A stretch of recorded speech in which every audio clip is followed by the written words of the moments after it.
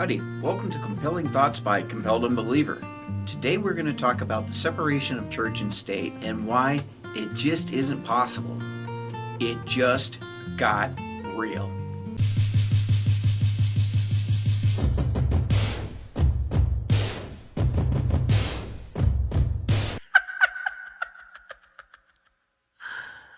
Oh, wow. The idea of the separation of church and state came from President Thomas Jefferson. It was his belief that government should not interfere with religion. It's very important to understand that because today that idea has been morphed into something completely different. That is, that there should be no religion in government whatsoever. So, what is government actually made up of? It's made up of human beings. Without human beings, the government could not exist at all. When human beings think, they often base their choices on religious values, or they do not have any religion at all and based their thinking on ideas that are absent from religion. All of these thoughts or choices have consequences to other people around them, whether they are conscious or not. We're just simply human. We can't help it. As long as there are human beings in the government, their decisions will be impacted upon their religious beliefs or lack thereof. If there is just one human being in the government with religious beliefs, then the government will be impacted on those religious beliefs, even if those beliefs are subconscious or innocuous.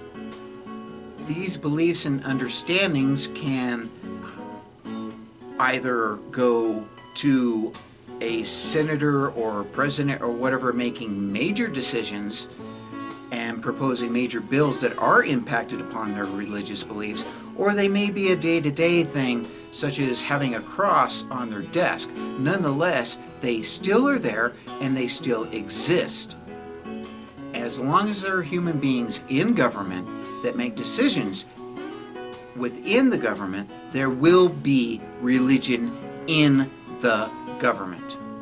So with that realization, the only thing that we can do is do our best to make sure that these decisions that are made by religious values or a lack thereof have the least impact on the common people, on policy decisions, and so forth.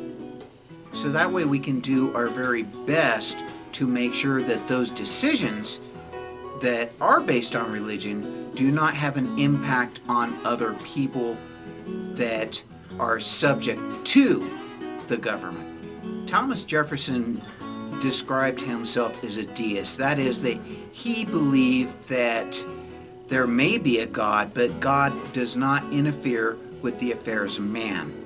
I personally believe that he actually may have been an atheist. He probably was, but at the time, he really could not admit it straight out. I don't know that there were any major politicians or major figures that did outwardly admit to atheism. However, many did admit that they were deists.